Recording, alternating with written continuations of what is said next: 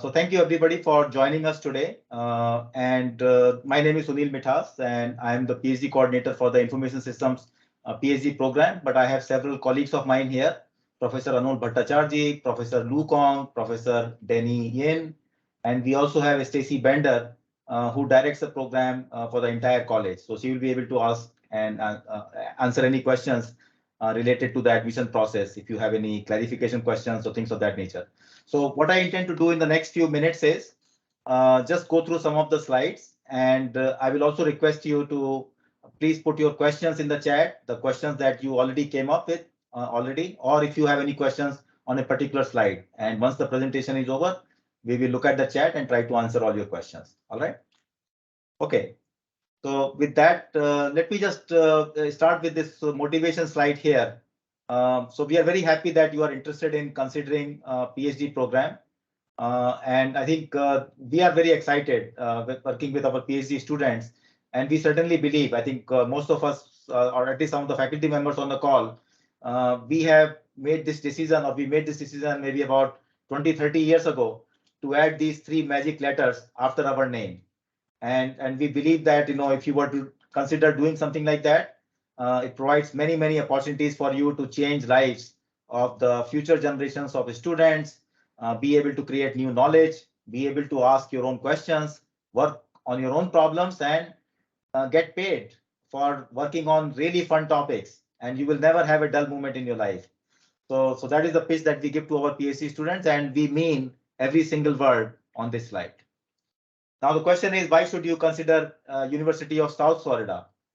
So there are some things we would like to argue which go in our favor. One of them is we are among the top ranked best public universities in the United States. We are also the fastest rising university in the last few years in the list of US News and World Report's best universities. I think many of our faculty members and researchers, we are in fact among top 25 in the world for getting US patents based on the latest numbers that we have. We also happen to be located in a very exciting area. So this is Tampa Bay area is a great area for recreation, for many opportunities. Its proximity to beaches, things like that. So all of those are very, very attractive, let's say, points that go in favor of University of South Florida. Also, I think if you are a PhD student, you are concerned whether you will have sufficient people to guide you. We have a pretty good track record in terms of the research productivity of our information systems faculty. And this is just the most recent data. On a worldwide basis, we are among top 15 in the world. And you can look at the list of some of the other universities. But I think if you just look at where our ranking and where we are located, I think this is a compelling proposition, considering some of the other places where you might have to go to in maybe cold weather or things of that nature. We are much better placed. Okay, so you will have plenty of, let's say, opportunities for getting great guidance from the faculty members and other researchers, and this is a testimony to that. We also provide very attractive financial package. In fact, some of the numbers have been revised this year. So currently we provide assistantships of more than $34,000 per year, very close to that. But the total package, considering the tuition waiver and health subsidy, I think easily puts it more than $55,000 or $56,000 a year. In addition, we have yearly travel allowance and many other ways of giving you some support for your dissertation research as well. So there are more details on our website related to these things. The bottom line is that we provide a very, very attractive financial support, and the living cost is actually quite reasonable in the state of Florida. So even if you are comparing the financial package across states, keep that in mind, because the money goes much further here compared to the same amount of money, let's say, in California or Washington, D.C. We have great faculty members. I think we have the largest department in the School of Information Systems and Management, 48 full-time faculty members. In our department, we have distinguished university professors. We actually have the former president of the university in our own department itself. We have several Fulbright scholars. Professor Bhattacherjee is here, but we also have Professor Grandin Gill, Professor Matt Mularkey, and Professor Al Havner. He's considered the father of design science. So we have really the pioneers of the field in our own department here to be able to guide you in whichever topics you might end up working in. And our faculty members, you can see here the list of the universities they graduate from. So, we have all the top names here, and you can go through this slide a little later. Our placement record is also quite attractive here. Like you can see some of the people, just a few selected graduates. In fact, one of our graduates is a distinguished university professor, Professor Franz Belanger. She graduated in 1997. But we also have a more recent graduate. And as I was saying earlier, that if you do a PhD from here, you have the choice of working almost anywhere in the world. So Abhijit, for example, is right now in Australia.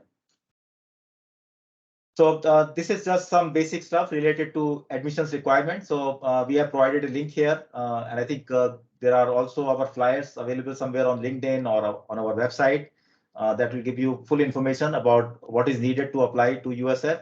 You will have to provide your transcripts. You must have GMAT or GRE scores. We cannot waive them at all. And if you are an international student, we need TOEFL scores also. If you have taken GMAT, GRE scores in last 5 years, I think that will be fine. But you can reach out to Stacey and me, like, if you took it maybe 6 years ago, we can take a look at some of the borderline cases as well. So please do attach your CV, your personal statement, and we need 3 recommendation letters. Okay. And we would certainly recommend that you apply as soon as possible so that we can potentially nominate you for some of the fellowships. For example, we have presidential fellowship, which is very prestigious, but we also have some additional fellowships depending on your background, and we'll be able to make that determination if you apply sooner. If you apply late, then sometimes we run out of time for that. We have provided some URLs here, and I'll be able to take some more questions, but let me go through a couple of more slides. I will provide you this link in the chat as well if you have further questions, but please feel free to ask your questions in the chat. And this is one very nice flyer that Professor Bhattacherjee put together, which gives you the same information that I just now covered in a nutshell. So if you have any questions on this slide, please feel free to put it in the chat. And this is probably my last slide. Just to give you a sense of the program structure, the first 2 years, you will be quite busy with the coursework. At the same time, in the first 2 years itself, we also will assign you as a GA to some of the faculty members so that you can begin your research in the first 2 years itself. In fact, we require our PhD students to write a paper during their first year summer, also a paper during their second year summer. So before you finish your 2 year of coursework and you become candidate after that, you would have already had 2 papers almost completed. And after that, you basically form your thesis committee and you work on your dissertation. At the same time, you are working on other research papers as well. And our hope is that in next 2 years, you'll be able to finish 2 to 3 years. So typically, our strong students take about 5 years to graduate, and then they basically have the entire world to look at where they want to work and where they want to start their career. So with that, I will just stop here and open it up for questions from you. And I will start by looking at the chat, but feel free to jump in. And let me also invite here my colleagues, Professor Bhattacherjee, Denny, and Lou, if I forgot to mention anything important. So let me read out the questions and one of you can jump in and answer. So the first question comes from Viviana. I read in the PhD curriculum that there are 2 courses that overlap with MSBIS. If we took those 2 courses as part of the master's, can we transfer those credits towards the PhD? So Sunil, do you know anything about the overlap between MS and PhD? I'm not sure which are those courses. We can take a look at that, but certainly the transferring credits is not a problem, and this is actually less of an issue. Once you come into the program, we can negotiate all these things, and we would really like you to work on research, and we can find some other courses that you should then take on top of them. So that's not a problem. So yeah, I think maybe she is talking about the previous PhD curriculum when we had a 3-course overlap between the master's and PhD. And to answer your question, Viviana, if there are overlapping courses, yes, you can transfer them and you can get credit for that. But your PhD program will still have to be 90 credit hours. And so you can replace those courses with other courses, but it doesn't mean that the duration of your PhD curriculum shrinks. It does not. All right. So second question was from Sunny Sharma. How about IELTS academic? And I think Stacey already answered that question. We can use it for admission purposes, but USF really requires, if you want to be hired as a graduate assistant, we need TOEFL score. So TOEFL is the USF standard. So our third question comes from Hang Lu. I'm currently a graduate student majoring in BAIS. I have applied for big data program. Do I still need GRE and other documentation? So let me address that question. So big data is not our program. The big data PhD is offered by USF. It's an interdisciplinary program that's shared by multiple departments. So the best person to ask questions about the big data program will be Dr. Balaji Padmanabhan in our department. So you can reach him at bp@usf.edu. But if you are interested in the information systems PhD program, then we are your guys. So those are two different programs. I don't know about the application requirements for big data program, but in our program, we certainly require GRE. All right. So the next question comes from Simran Agichani.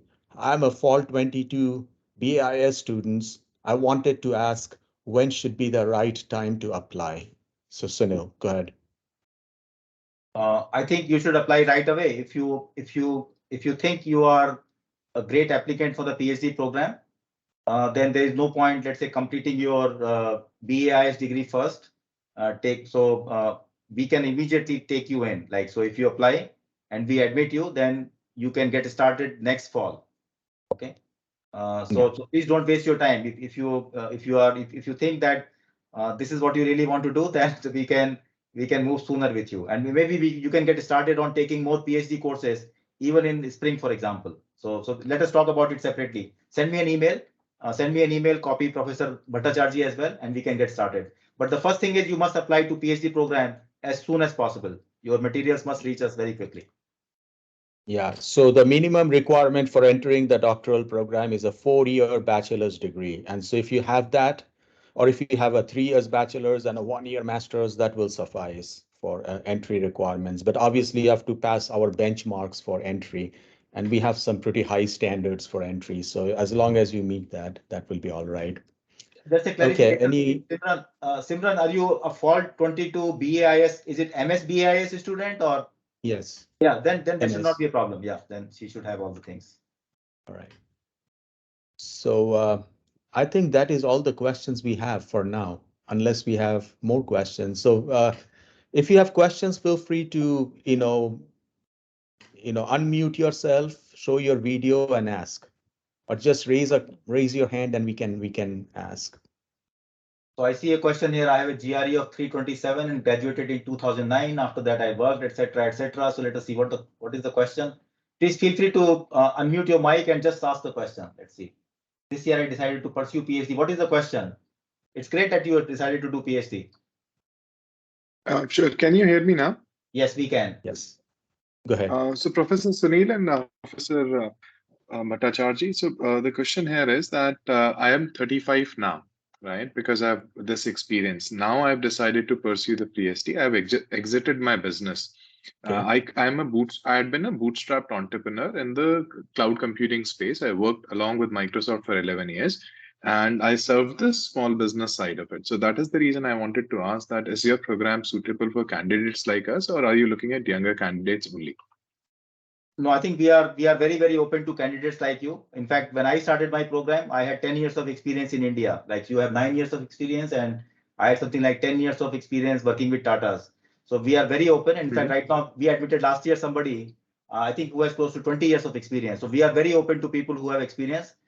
We do not discriminate against them. In fact, we love it if people have experience, and your experience is in Microsoft, which is ideal for us. So I think I will strongly encourage you to apply. I know that there are other PhD programs who may not look at your experience kindly, but we do. I understand. Thank you.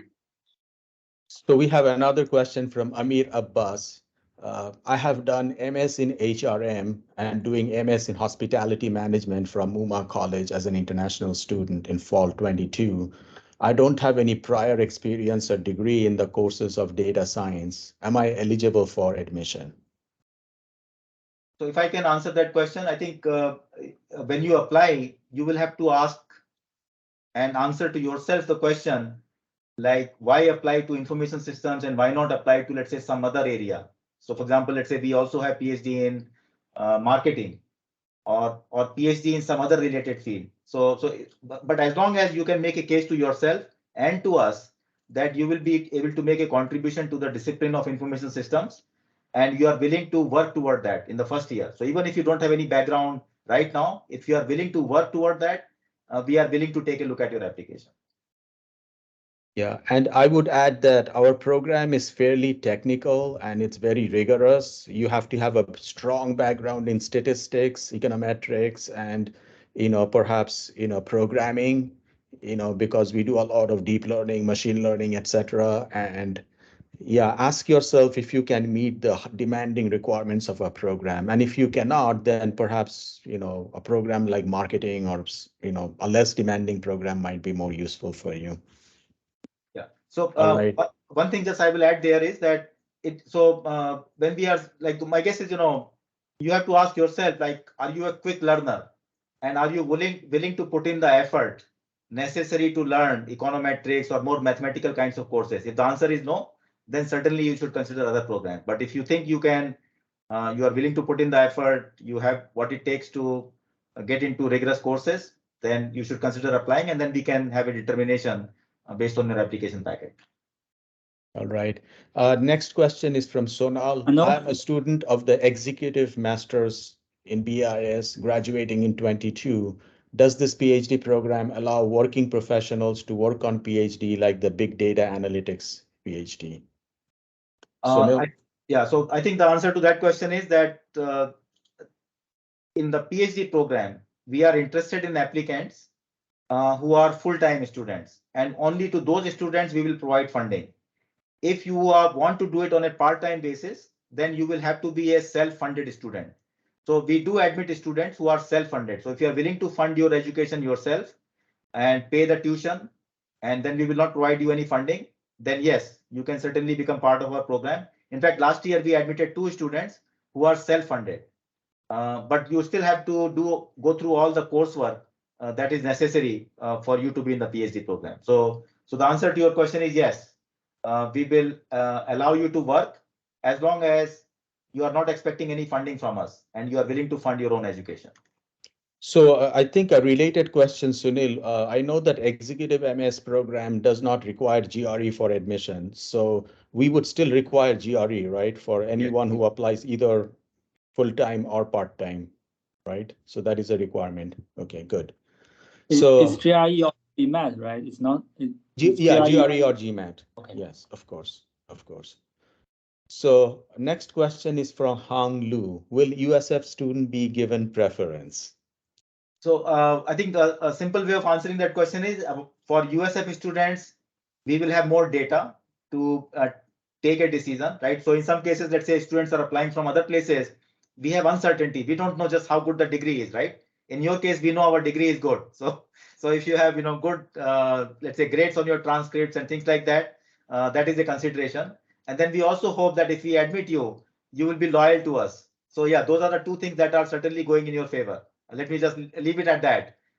So if you think that those are good things favorable to you, then by all means you should apply. So I think the direct answer to Hang Lu's question will be no. You will not get any special privilege because it's a global program. You will be competing with the best students from China and the best students from India and everywhere else. So yeah, if you can meet up to those requirements, you can certainly. The good thing about a USF student is we know how good or bad you are because we have seen you in our classes. So it's a very easy decision for us. And international students, of course, there's a bit of uncertainty there.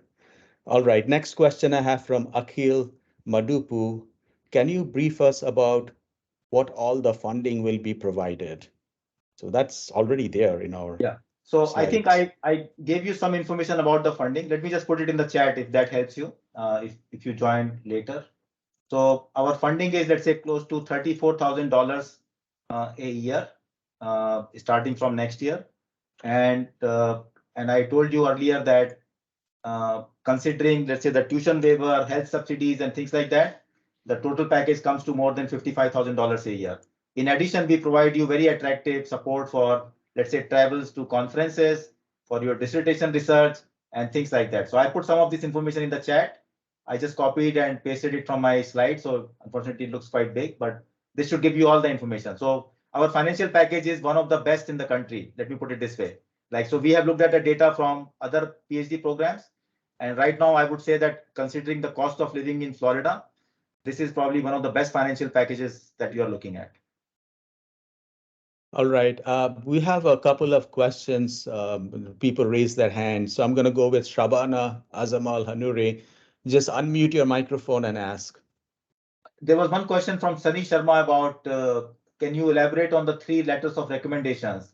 Do they have to be from professors? Yeah, so they can be from professors, but they can also be from your, say, supervisors or your colleagues, your people you work very closely and who can vouch for how good you are.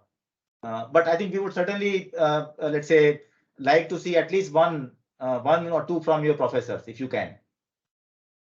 All right.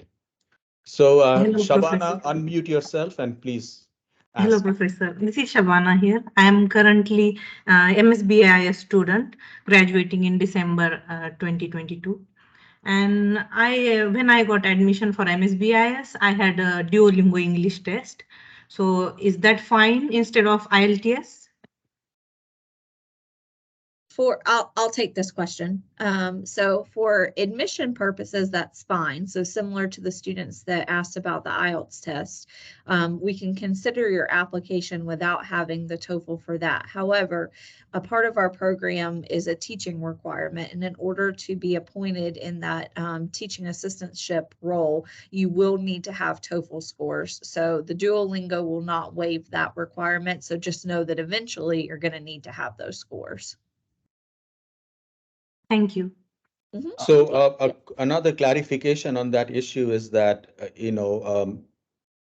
IELTS score or TOEFL score is not part of our admission requirement. It's a university mandated requirement for all international applicants who wants to join USF and be a graduate assistant. So, even if you have a high score or a low score, it does not really affect your application chances in any way. Like, for instance, GRE certainly does, but TOEFL does not. All right. Shabana, if you don't mind, can you put that question in the chat as well so that it becomes part of the record? And maybe Stacey can put that response as well so that those who have not been able to join us today will be able to see those responses. Thank you, Of course, Shabana. Professor. Thank you. All right. So next question is from Viviana. Please unmute yourself and ask your question. Thank you, professors. So I have a little question. Like, I work actually for USF for the Office of the Provost, and part of the benefits is like we can have like 2 courses. We can take like 6 credits per semester. Like, I still can be applied to the program because I'm not looking for funding because basically I would get the benefit from USF. Like, can I take 2 courses per semester instead of the full time that I think is 3 for the PhD? So that's a Stacey question. Yeah, go ahead, Stacey. Yeah, we have not had, I've been with the program for almost 11 years now. We've not had a USF employee come through any of the 4 concentrations of the program. The taking 2 courses a semester would make it extremely difficult for you to get through the program in the amount of time that is allowed from the university. So for that reason, I would say that it is not likely. Most students who are from USF and want to pursue a PhD program end up doing a PhD from the College of Education. They do not typically end up in our program. Yeah. So if I can just add to that, I think that was an excellent response. So theoretically, nothing prevents you from taking, let's say, 2 courses in our PhD program. But as a practical matter, I have almost never seen that happening in any of the PhD programs which I have seen. Like, I have not seen that happening at Michigan. I have not seen that happening at Maryland.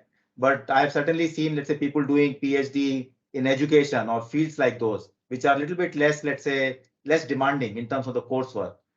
So I don't know whether that answers your question or not, Viviana, but that is how you should approach it. And feel free to send us an email and we can talk about this further. Okay, thank you, Professor. Yeah, the thing is, like, I did my bachelor's my master's at USF in econometrics and then information systems. So yeah, I'm more into the data science like side. So yeah, education is not like my thing. Okay. But thank you. Yeah, please do, but please do put this question in the chat as well, so that for future applicants, this will be a good record to have. Thank you. So on the chat, I have a couple of new questions. So Simran asks, since the TOEFL scores are valid for only 2 years, can we use the same TOEFL score used for BAIS for the PhD application, or do we need to retake the TOEFL? Stacey? Yeah, so for admission purposes, that would be fine. And for the teaching assistant purposes, we can use the TOEFL scores if they've been within the past 5 years. If it's been more than 5 years, then they would require a new TOEFL score.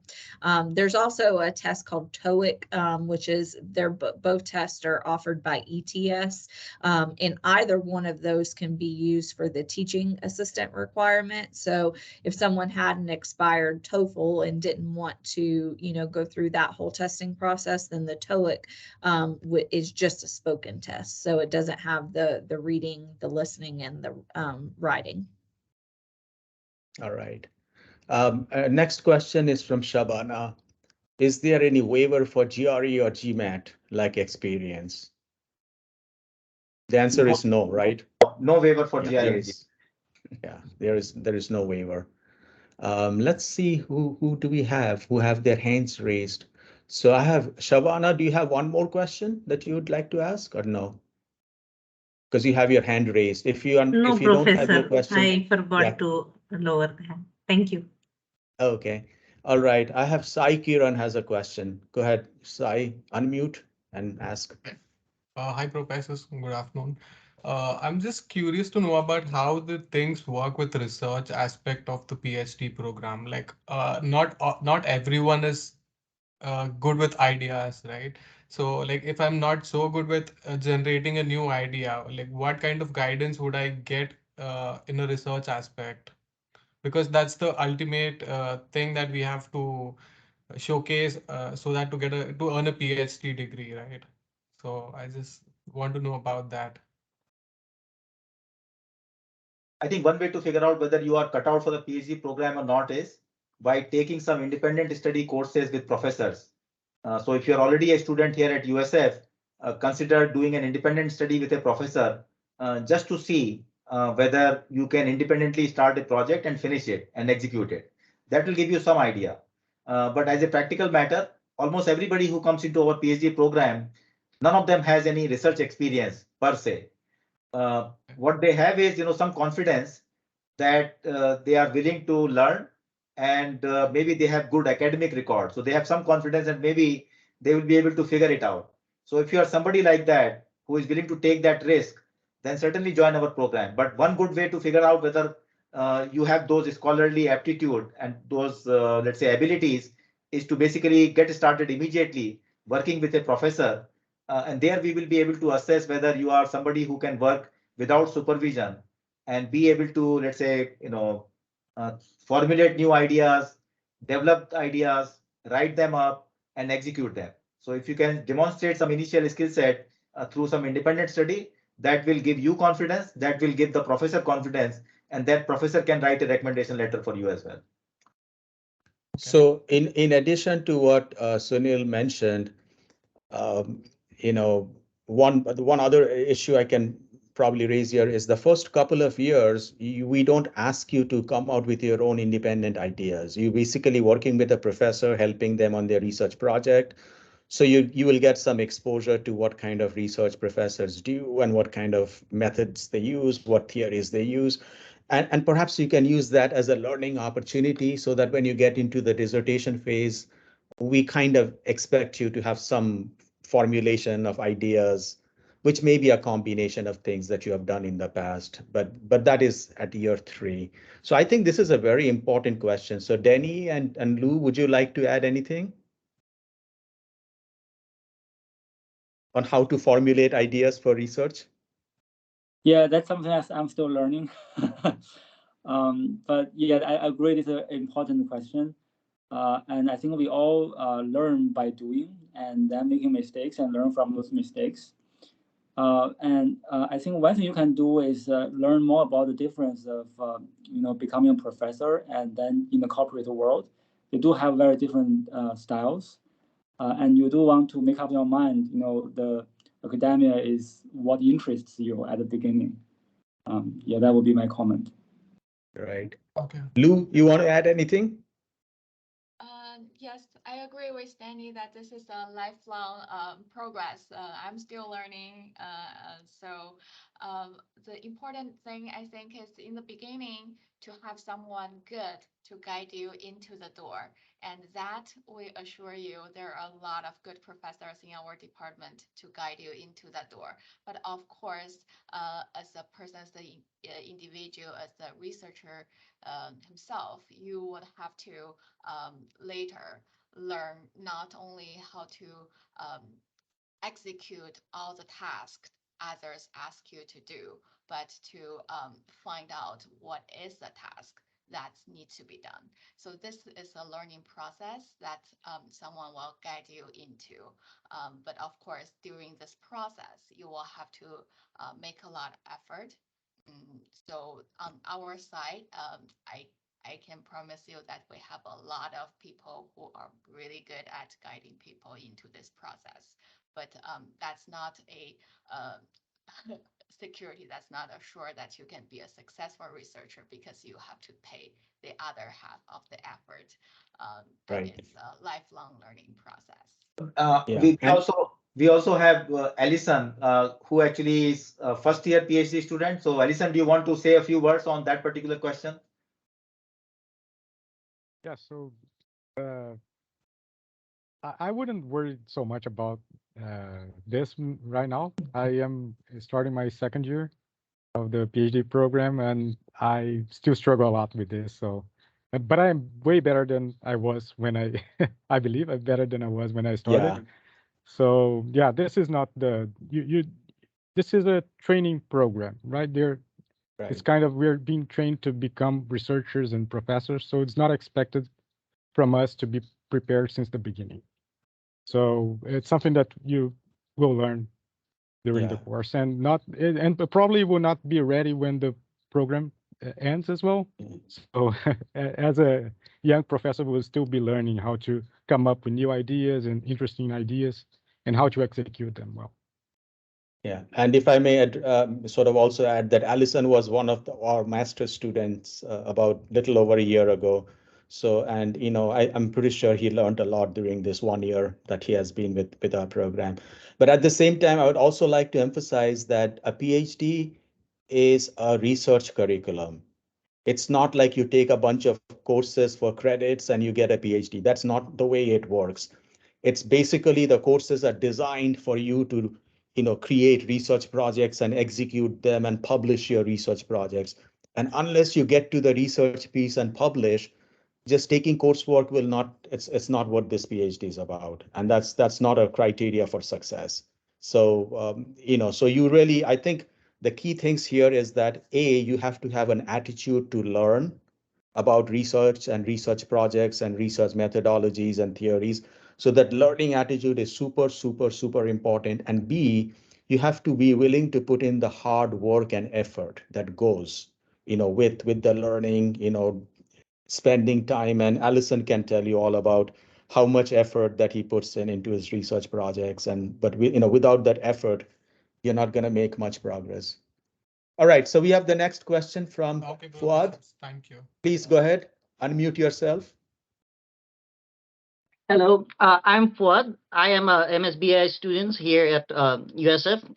I joined this fall 2022, and I think most part of my question has already been answered already because of the previous question. So I wanted to ask is that I do not have any prior research. I do have a corporate working experience. So how does that impact my application, and how does that impact my my PhD program?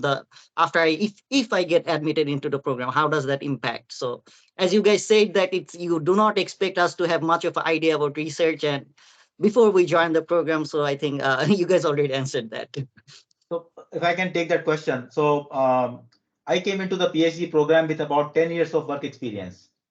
Okay. And when I came into the PhD program, I always felt like in the beginning, I felt that, I lost all that time because you start from zero. When you come into the PhD program, uh, the attitude is, whatever you did before doesn't really matter. You start from zero. So I was very concerned that I lost 10 years of my life.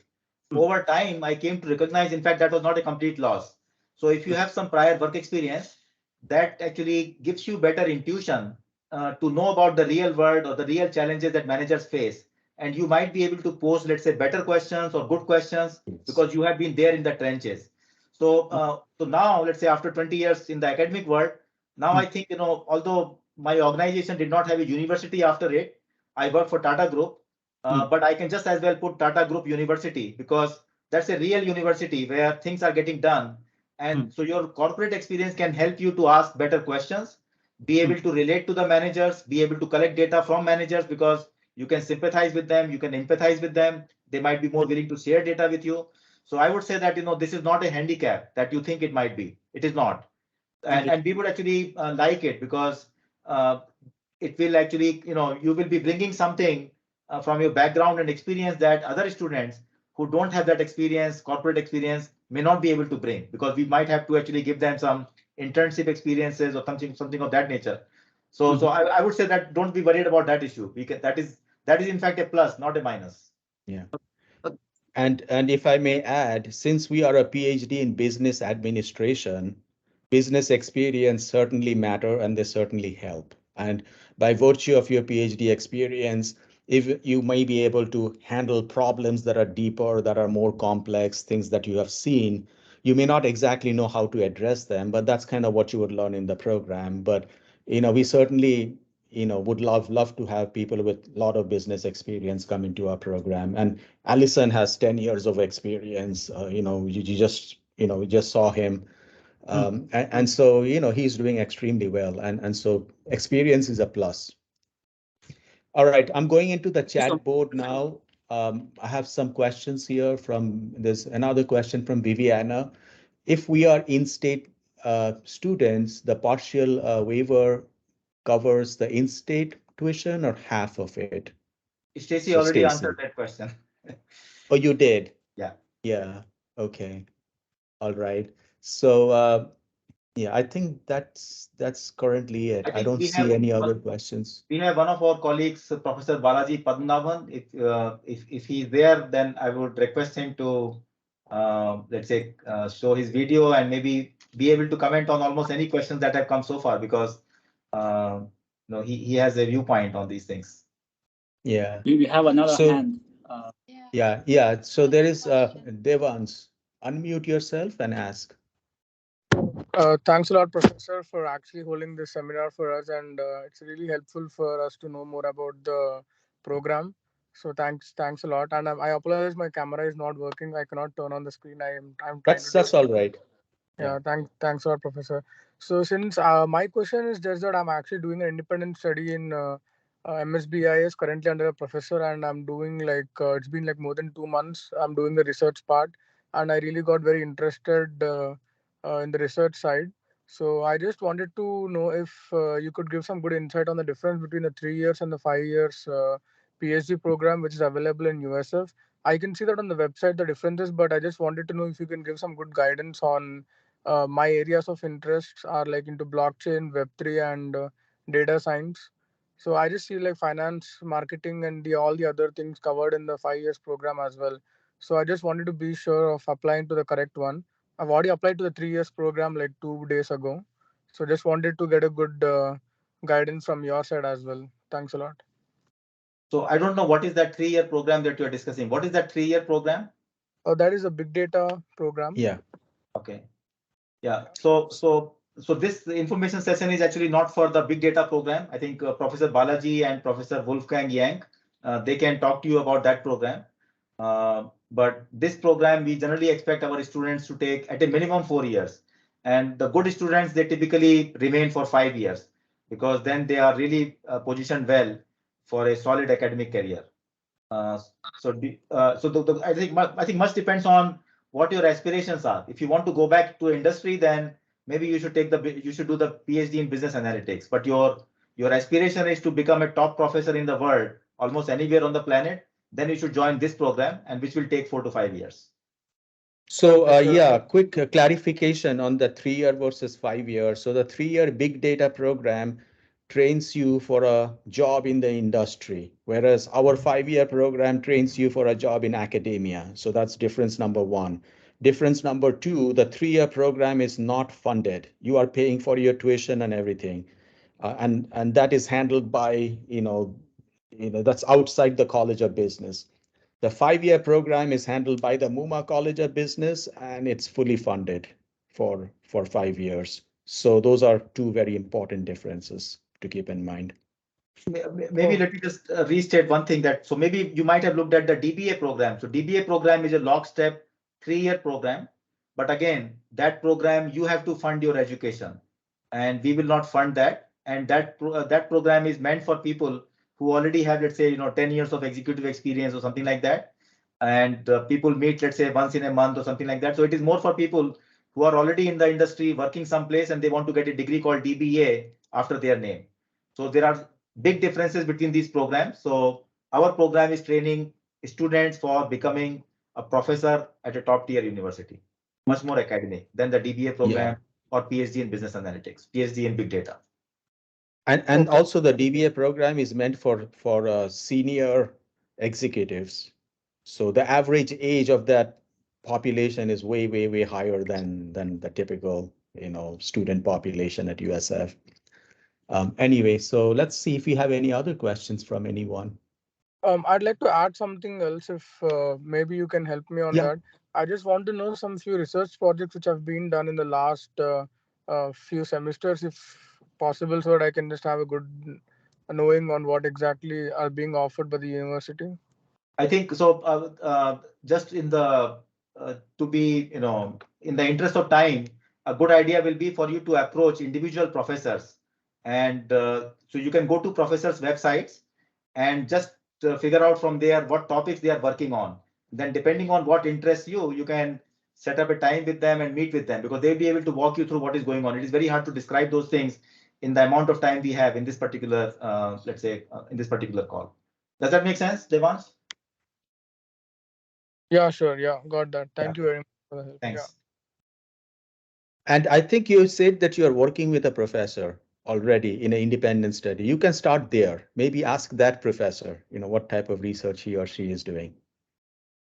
Yeah, actually suggested me to do the PhD to continue the research paper what we're working on currently. So yeah, so he just told me about the programs and I'm trying to get to know more about them. Yeah. All right. Any other questions? So either on the chat? Some more people here who have not raised their hand. So I see somebody called Enoch here. Enoch, do you have any questions? Hello, Professor. I'm sorry I'm in a little bit of a noisy place, but a lot of my questions have already been answered in the past by Professor Ano and by Professor Kaushik, because I've talked to them extensively. Okay. Good. Any other questions from anyone? So I don't see any questions, but maybe Stacey, what we can do is we can take some of the questions that came in the chat and we can develop some FAQs around that and put them on our website, because some of these are recurring questions. They keep coming back. People keep asking the same questions in our emails as well sometimes. Yeah, we actually have an FAQ on the main PhD page, and most of the questions that have been asked are included in that FAQ. So I'll actually drop the link to that in the chat as well. All the questions about where recommendations should come from, funding, the IELTS versus the TOEFL versus the TOEIC, all of that are all in that FAQ document. So I'll drop a link to that in the chat. And maybe we can also add a question about, which programs the student should apply to, like DBA versus PhD in big data versus PhD in, let's say, these 4 concentrations that are part of Muma College of Business. So even if, because I think we have that information somewhere on some page, but in the FAQ, we can provide a link saying that, if you want to do this, then this program might be more appropriate for you, depending on your background and what you're looking for.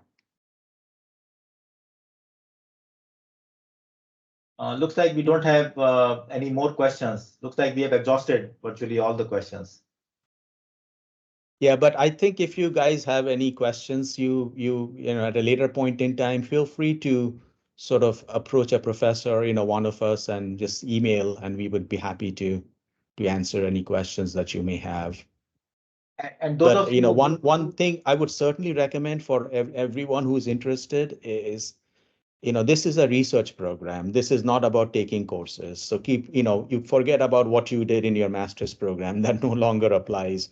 So the best way for you guys to get started would be to familiarize yourself with the different research projects that professors are doing. And there are all kinds of research projects, from design science to econometrics to business value to, review analysis. So figure out what kind of research interests you. You know, read about the research projects that the professors are doing and figure out what interests you, and then perhaps go set up a time to meet with that professor on, you know, either online or face to face, to discuss a little bit more about their research projects and get some ideas. Because at some point in time, you would have to get your feet wet in the water and do those research projects, or perhaps do better research projects. So yeah, you have to kind of reorient your thought process to start thinking about research projects and research outputs, and not so much about coursework. So, you know, just taking the courses will not really get you anywhere in the PhD program. Yeah, Sunil, go ahead. I think what I was asking was that those of the applicants who are already on the call, has any of them already applied to our program? Or how many of you, let's say, can you just put in the chat whether you are intending to apply by 30th of November? I just want to get a sense based on this call, or if we have been able to answer your questions. Have you already applied, Shabana, or you are still thinking of applying? I have already applied for big data analytics program, but not for this. As you said, we have to appear for GRE and Yeah. GMAT, and Yes. I think I may not be able to complete these exams with scores within a month. Yeah. So we have the early application deadline, which is November, end of November, and we also have the regular admission deadline, which is January, I think 2nd or something. So other than Shabana, anybody else like who is considering applying by 30th of November? Because we will actually download the data sometime in say first week of December, and we try to, you know, give a decision on those at least quickly. Okay, so Yeah. Anak has started his application. Great. So, Anak, if I can add something about that, you actually do not need to have the recommendations to submit the application. The application itself has a recommendation function in there where you can contact your references. And once you submit the application and pay the $30 fee, it will send a prompt to the references to provide the recommendation letter, and they just upload it through the link that they're given, and it's attached to your application. So you don't have to wait until you have a hold of the recommendation letters to upload them. You can use that function within the online application. Good. Thank you so much. That helps. All right. I have one question. Can we submit the GRE score later after application? So you can submit your application without having the scores. However, you won't be considered for admission without having the score. So if January 2nd, which is the deadline, comes around and you don't have scores at that point, the rest of the applicant pool is being reviewed and your application is still incomplete. So I would recommend that at the very latest, you have your scores in by that date. Yeah, that makes So, sense. Thank you. Yeah, if the person is already in the United States and does not necessarily need a visa, then we can probably process a late application too. even after January 2nd, if we have openings, right? Of course. So we already have a process in place for that. The Muma College of Business deadline is January 2nd, and that's considered a priority deadline. February 15th is the university application deadline, and that's when the application actually comes down from the website. But we only consider applications that come in after January 2nd or are completed after January 2nd on a space available basis. So you guys that are interested in applying, if you want to apply to be considered for some of these fellowships that we have by November 30th, and then the next deadline is January 2nd for the Muma College of Business. If you're waiting until after that, you're putting yourself in a precarious situation where the spots may already be filled.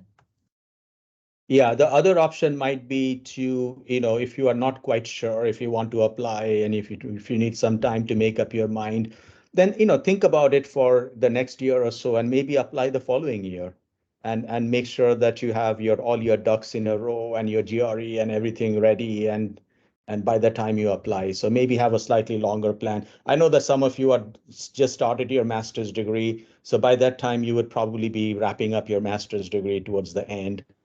And that also might be a good time to enter the program.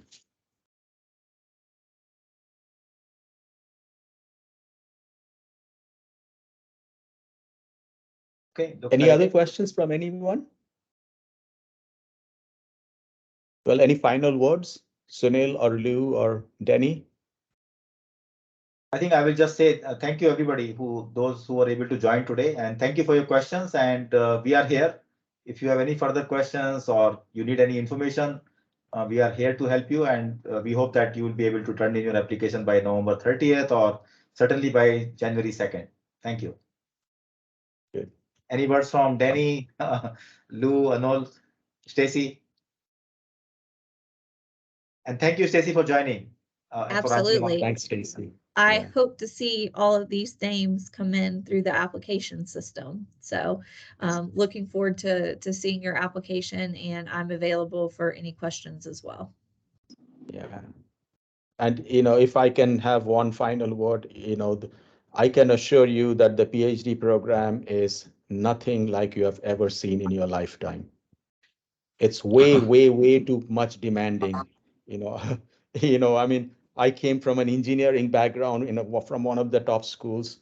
And when I came into the program, I realized that I did not know how to write English, in a way that makes logical sense. I wrote in English, I wrote English in formulas and calculus, but in the PhD program, I was asked to go interview, corporate executives and document, that in form of a, paper. And that was extremely challenging for me. And I can tell you over the many years that I've been in the profession, well, that process has gotten much better. And, but it's a very, very different experience. And it's not really a matter of coursework at all. It's more of a matter of, doing interesting and useful research. And so you really have to reorient your mindset. In a sense, you have to rewire the circuitry in your human brain, sort of to think like a researcher and less like a student. So that's sort of my final advice. And anyone has any questions, feel free to contact any one of us at any time. Any words, Danny or Lou, before we wrap up? Yeah, my final word will be along the line of Anol. I think Anol had very great advice. And I just want to reiterate, I think academia is a great career. You have a lot of freedom to pursue your interests. But I also, realize over time that really, doing a PhD is fundamentally different from doing a master or undergraduate degree. When you do the master or undergraduate degree, you just feel, the courses were the end, right? But in the PhD program, the courses are just the means; they are not the ends. And just getting good grades is far from being sufficient. But that's also what makes the PhD, experience much more exciting. Yeah. Lou? My final words is probably when you are trying to decide to apply or not, maybe think about how you work individually, because this is I feel when I do my PhD, this is a significant difference as I was in industry. So in the industry, I always work on projects with my colleagues. It's always 2 or 3 people at least. But I find my PhD process a little bit lonely, but as the individual researcher, that's part of the process. You have to come up with your own questions, be able to solve them, and you spend a lot of time doing that by yourself. Of course, there's a time that you talk to your colleagues, your co-authors, your advisors, but then being able to work individually and think about those questions individually is very important. So if you are very good at that, and please do try. Great. So this is already 4:26 p.m. So I think if I can just quickly say one word, like the essence of what you just now heard from Professor Anil Bhattacherjee, Denny Yen, and Professor Lu Kong. When you are a PhD student, you are more like a producer of knowledge. While in the master's program or other kinds of programs, you are more like a consumer of knowledge. You consume knowledge and then you go and find a job and do something, right? Here you are producing new knowledge, you are producing new ideas. So it's a very different mindset. You have a producer's mindset that I will learn something from this course, but now I want to produce something using those materials, right? So it's a very different kind of a mindset altogether. Yeah, I think that's probably the right point to stop. So it is already an hour and time went by just like that. So we are looking forward to your questions and comments, and we hope your applications come in soon. Thank you. Thanks. Bye, everyone.